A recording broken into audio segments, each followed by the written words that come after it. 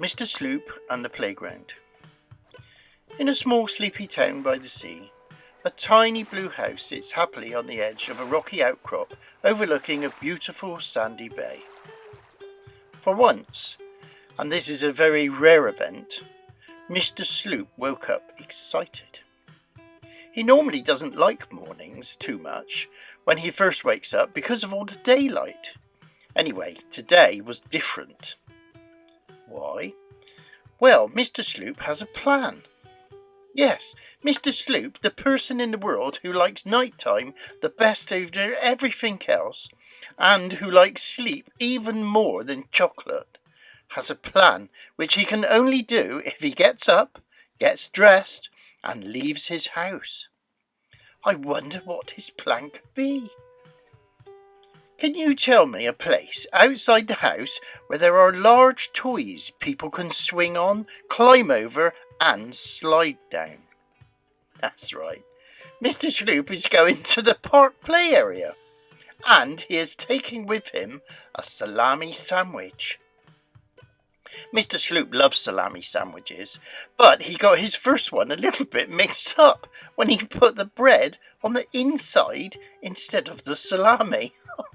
Fancy putting the salami on the outside of the sandwich. Anyway, as soon as he learned to put the bread on the outside, life became far less messy for Mr. Sloop, that's for sure. And his fingers stayed mostly free from sticky salami. He got out of bed and cleaned his teeth, so they were nice and ready for eating his salami sandwich later.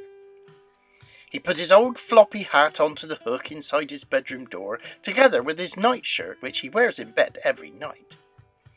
Then he dressed and went into the kitchen for his breakfast. Porridge with blueberries. Sometimes Mr. Sloop has porridge with red raspberries or green apples. It all depends which colour he wants his breakfast to taste of. Today was a special day, so Mr. Sloop chose blue blueberries from the blue box. Mr. Sloop sorts and tidies all his things not by type or size, but by colour. This means he has a drawer with all his red things, a box filled with blue things, and a cupboard where he puts anything yellow. So when he dresses in the morning, he gets his red jumper from the red drawer, his blue socks from the blue box, and his trousers from the cupboard because they're yellow. In the corner of his kitchen stands a huge sack that holds all the other coloured things: purple pants, brown books, his violet violin, and 6 oranges, among lots of other stuff. After he finished his blue porridge, he couldn't wait any longer, so he picked up his salami sandwich and went out the door. As he started to walk down the path, he thought to himself, this path's a bit lumpy today. Now, why do you suppose Mr. Sloop said that? What do you think he had forgotten to put on? Yes, Mr. Sloop was so excited to be going to the park that he'd completely forgotten to put anything on after his socks. And this is why the pathway was very uncomfortable to walk on, even for just a few steps. Back in he goes, and straight to the place where he keeps his blue shoes in the... Can you remember where all Mr. Sloop's blue things are kept? Yes, that's right. The blue box. Off he goes, shoes on, salami sandwich in his pocket, and directions to the park on his map. Mr. Sloop reached the end of the road and stopped. He looked right. He looked left. He had a puzzled look on his face that if you saw it, you would say he was someone that looked a bit lost. And you would be completely right. Mr. Sloop was lost already. Silly Mr. Sloop. He doesn't get out much except on special days like today, so he always takes a map of how to get to where he needs to go. He looked at his map of how to get to the park, and this told him to go left, so that's the way he went.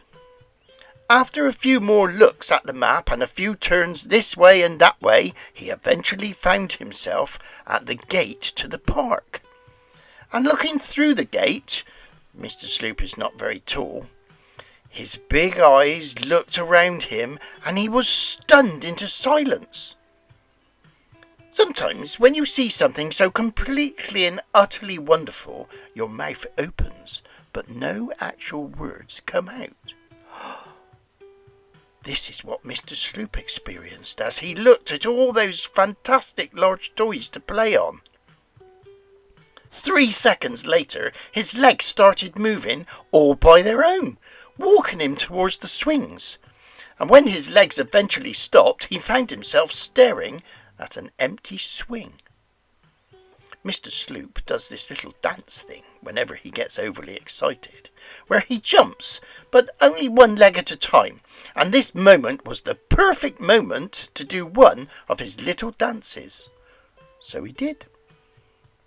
One leg first, I think it's his left one, then down before he jumps up with the other one, which I think must be his right one.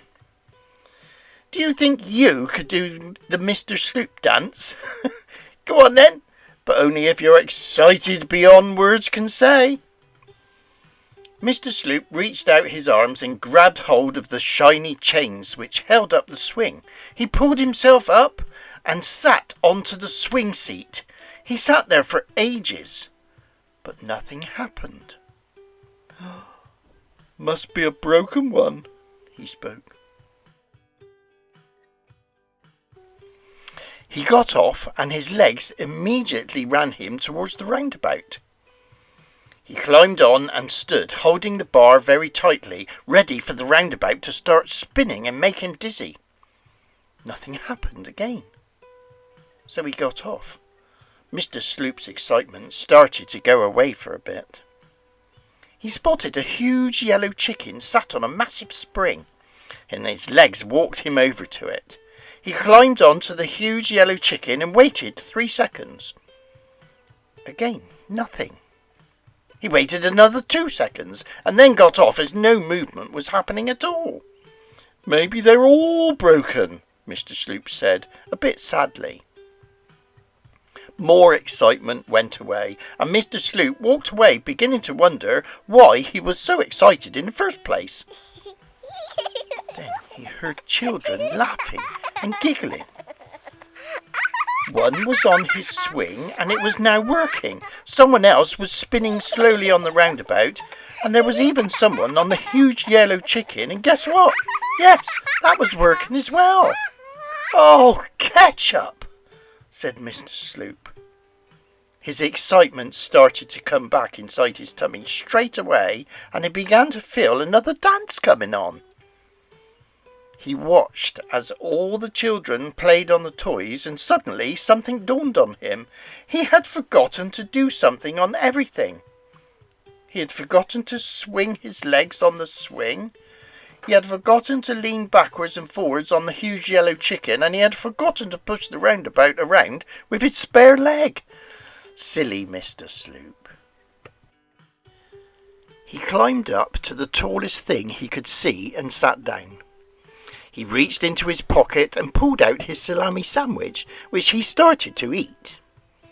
Then he felt himself slowly moving. That's odd, said Mr. Sloop thought. He took another bite and moved a bit more, slowly downwards.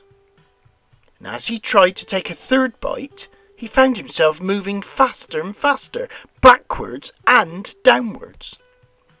And just when he thought he couldn't get any faster, Mr. Sloop was shot across the grass and ended up sat on his bottom, staring back at the shiny silver slide he had just ridden on. Wow, said Mr. Sloop. That was just such a brilliant sandwich. It felt like I was on a backwards rocket to the moon. He yawned. He yawned again. Time for home and bed, he thought. So he opened up his map, turned it upside down so that he could know the way home, and asked his legs to carry him back to his little blue house. Specifically, the bedroom in the little blue house. Exactly into the big soft bed in the bedroom in the little blue house. Night-night, Mr. Sloop. If you listen very carefully, you may hear a very quiet snoring from a very tired special duck who had a very exciting day, and he is called Mr. Sloop.